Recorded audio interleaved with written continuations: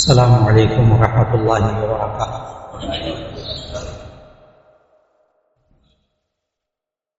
نحمده ونصلي على رسوله الكريم، اما بعد فاعوذ باللہ من الشیطان الرجیم، بسم اللہ الرحمن الرحیم۔ ان عدۃ الشہور عند اللہ 12 شہرا فی کتاب اللہ یوم خلق السماوات والارض منها 4 حرم۔ صدق اللہ العظیم۔ اللہ رب العزت نے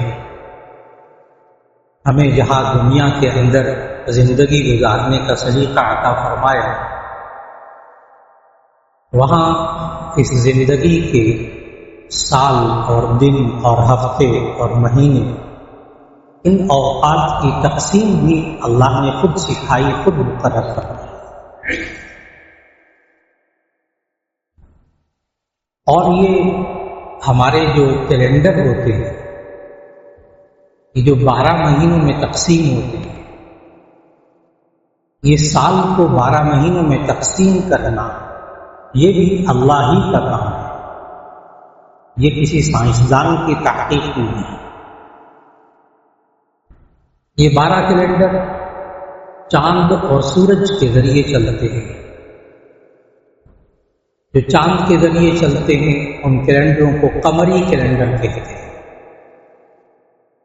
اور جو سورج کے ذریعے کیلنڈر چلتے ہیں اسے شمسی کیلنڈر کہتے ہیں۔ اور یہ دونوں کیلنڈر ٹھیک ہیں، اللہ کی قدرت، اللہ کی بنائی ہوئی فطرت کے مطابق۔ اور اللہ نے یہ جو سال کو، اس لیے کہ اب چند دن بعد 7 تاریخ کو، 7 جولائی کو یا 8 جولائی کو، اتوار کو یا پیر کو 1 محرم ہوگی اور نیا سال شروع ہوگا، جو قمری کیلنڈر کے اعتبار سے، ہجری کے اعتبار سے۔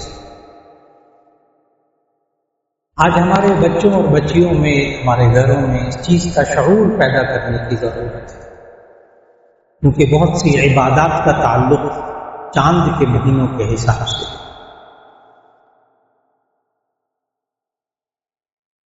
اور یہ جو ایک سال کو اللہ نے جو 12 مہینوں میں تقسیم کیا، اللہ نے خود سمجھایا قرآن مجید میں، جو ابھی آیت شروع میں تلاوت کی، کہ ان عدۃ الشہور عند اللہ 12 شہرا فی کتاب اللہ یوم خلق السماوات والارض منها 4 حرم۔ کہ اللہ تعالیٰ نے فرمایا کہ یہ جو مہینوں کی گنتی ہے، ان عدۃ الشہور، بے شک یہ جو مہینوں کی گنتی کا شمار ہے، عند اللہ، اللہ کے نزدیک، 12 شہرا، یہ 12 مہینے فی کتاب اللہ، اللہ کی کتاب میں، لوح محفوظ میں۔ اور آپ کو حیرت ہوگی کہ اللہ نے یہ سال کو 12 مہینے کب تقسیم کیا تھا؟ آیت میں موجود ہے، یوم خلق السماوات والارض، جس دن اللہ نے آسمان و زمین کو پیدا کیا۔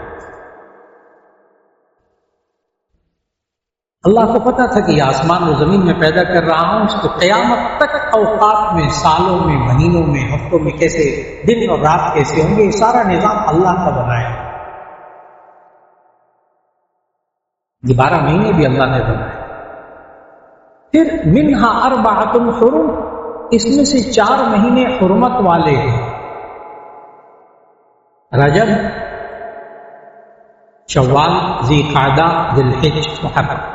شوال پہلے، رجب ذرا الگ ہے، اور باقی ذی قعدہ، ذی الحج، محرم، یہ 3 مہینے لگاتار ہیں۔ یہ 4 مہینے حرمت والے، یہ بھی اللہ نے یوم خلق السماوات والارض، جب آسمان و زمین پیدا کیے تھے اس وقت تک کیے تھے۔ پھر آگے انسانوں نے مختلف کیلنڈروں کے مختلف نام رکھے۔ آج کل ہمارے ہاں تو 2 کیلنڈر ہوتے ہیں زیادہ سے زیادہ، ایک ہجری کیلنڈر جو چاند کے حساب سے ہے، ایک شمسی کیلنڈر جو عیسوی کیلنڈر کے اعتبار سے ہے۔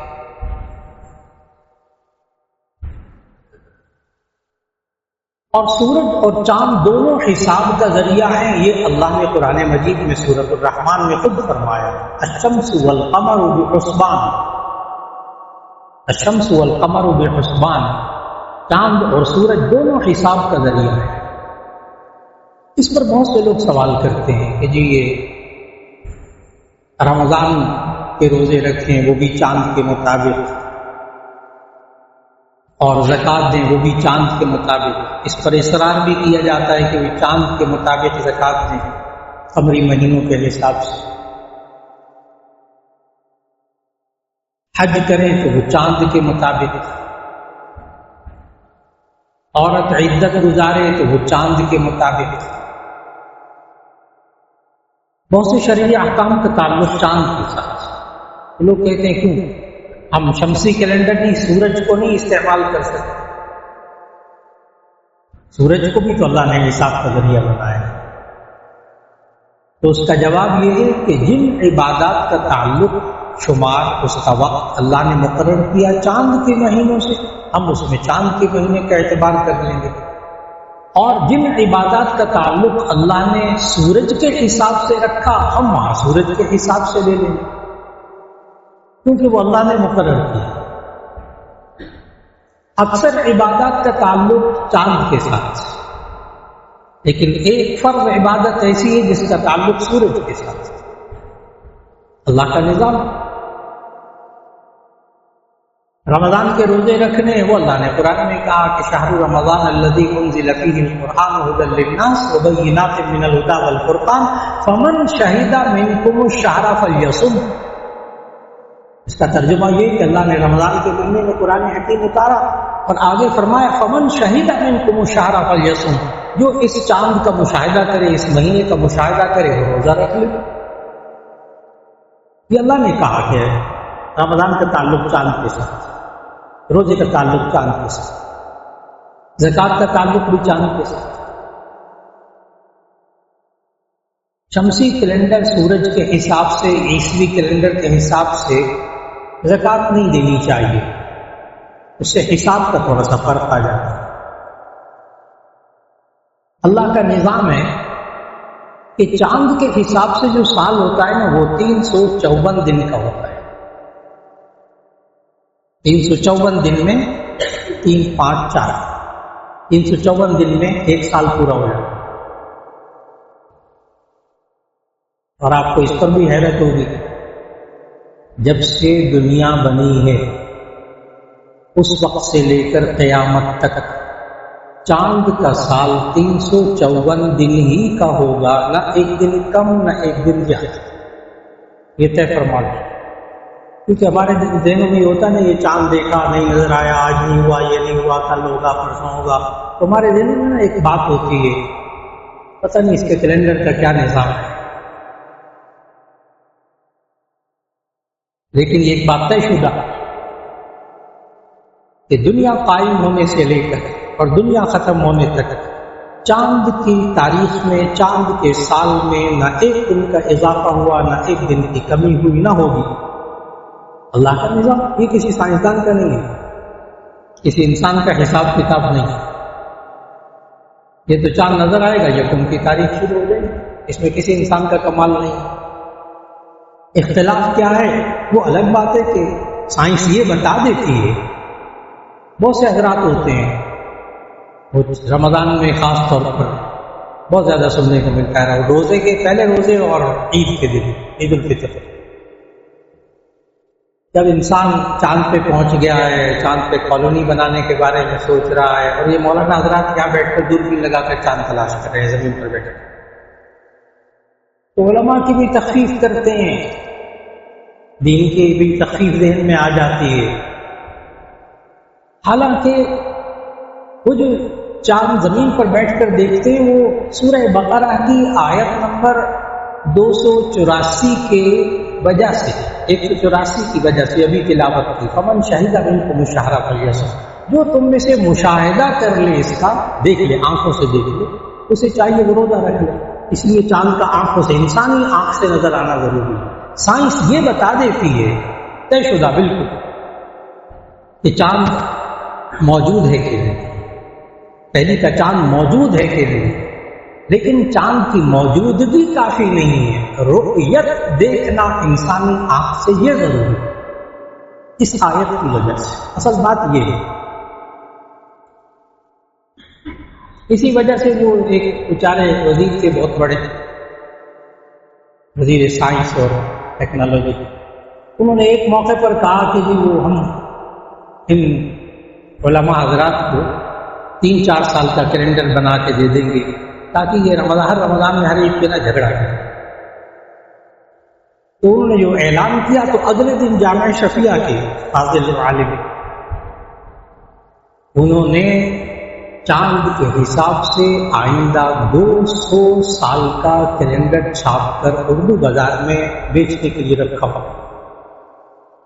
کیونکہ ہمارے یہاں پوری فلکیات پڑھاتے ہیں، اسٹرانومی پوری پڑھاتے ہیں مکمل ہائی لیول میں۔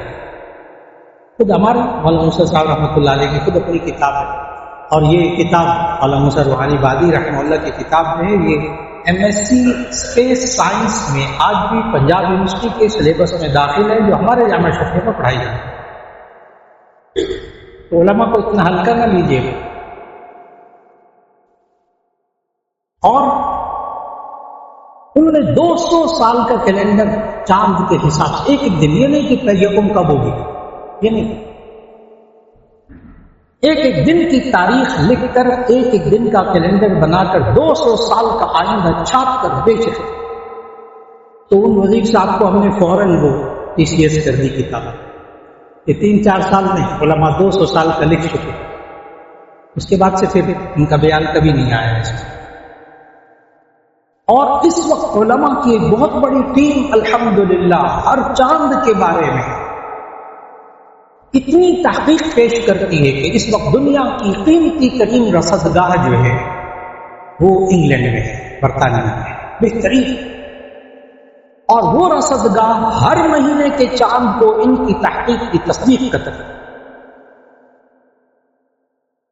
اتنا علماء کا مطالعہ الحمدللہ۔ تو جو بات میں عرض کر رہا تھا وہ یہ دیکھنا اس لیے کہ اگر گرد و غبار آ گیا، بادل آ گیا، تو نبی صلی اللہ علیہ وسلم نے خود سمجھایا کہ اگر شعبان کی 29 تاریخ کو یوم الغیم بادل کا دن ہو تو تم 30 شعبان پوری کر لو اور اگلے دن روزہ رکھو۔ اصول بتایا نبی صلی اللہ علیہ وسلم، سادہ سا اصول۔ اور میں نے بتایا قمری سال 354 دن کا ہوتا ہے، اور جو شمسی سال ہے، عیسوی سال، وہ 364 دن کا ہوتا ہے، اور 4 سال کے بعد لیپ کا سال ہوتا ہے جس میں فروری کی 29 تاریخ بھی ہوتی ہے، اس سال 365 دن کا ہو جاتا ہے، باقی سارے 364 دن کے ہوتے ہیں۔ یہ بھی قیامت تک یہ کیلنڈر بھی اسی طرح رہے گا۔ اور جب قمری سال یہ 10 دن چھوٹا ہوتا ہے، یہ 354 دن کا، وہ 364 دن کا، 10 دن کا فرق ہوتا ہے، چھوٹا ہوتا ہے قمری سال، جس کو اللہ نے زکوٰۃ دینے کو کہا۔ تو 10 دن اگر چھوٹا ہوتا رہے تو ٹھیک 36 سال کے بعد 1 سال کا فرق پڑ جاتا ہے۔ اس لیے اگر کوئی شخص 36 سال تک عیسوی حساب سے زکوٰۃ دیتا رہے تو قرآن حکیم کے مطابق اس کو 1 سال کی زکوٰۃ اور دینا پڑے گی، کیونکہ قمری ہو جائیں گے 37 اور وہ ہوں گے 36۔ یہ ایک پیچیدہ بات جو میں نے بہت آسان کر کے بیان کی ہے، یہ کوئی ضد بازی کی بات نہیں ہے، علماء کی تحقیق نہیں ہے کہ جی قمری سال سے زکوٰۃ دینے کی پابندی کیوں ہونی چاہیے۔ جو عبادتیں اللہ نے الحج و شروع معلومات، قرآن میں اللہ نے سورہ بقرہ میں کہا حج کے مقرر مہینے ہیں شوال، ذی القعدہ، ذی الحج کے 10 دن، 2 مہینے 10 دن، یہ اشہر حج کے مہینے۔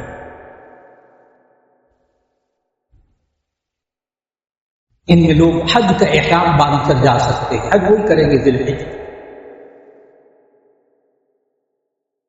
لیکن ایک عبادت ایسی ہے جس کا تعلق اللہ نے سورج کے ساتھ رکھا، اور وہ ہے نماز۔ نماز کا تعلق چاند کے ساتھ نہیں۔ فجر کا وقت تب شروع ہوگا جب صبح صادق ہو جائے، یعنی سورج کی روشنی کی ایک کرن نظر آنے شروع ہوگی۔ فجر کا وقت ختم کب ہوگا؟ جب سورج طلوع ہو جائے. ظہر کا وقت تب شروع ہوگا جب زوال ہو جائے، یعنی سورج کا سایہ ڈھلنے لگے. کب ختم ہوگا؟ جب 2 مثل سایہ ہو جائے سورج کی روشنی میں ڈوب. عصر کا وقت کب شروع ہوگا؟ جب 2 مثل سایہ ہو جائے. عصر کا وقت کب ختم ہوگا؟ جب سورج غروب ہو جائے. مغرب کا وقت کب شروع ہوگا؟ جب سورج غروب ہو جائے. مغرب کا وقت ختم کب ہوگا؟ جب سورج غروب ہونے کے بعد سرخی اور سفیدی یہاں ختم ہو جائے اور اس کے بعد رات ہو جائے. کب عشاء کا وقت شروع ہوگا؟ جب رات ہو جاتی ہے. عشاء کا وقت ختم کب ہوتا ہے؟ جب صبح صادق ہوتی ہے. تو آپ نے غور فرمایا 5 نمازوں کے اوقات کا آغاز اور اختتام سورج کے ساتھ. الشمس والقمر بحسبان، سورج اور چاند دونوں حساب کا ذریعہ ہے.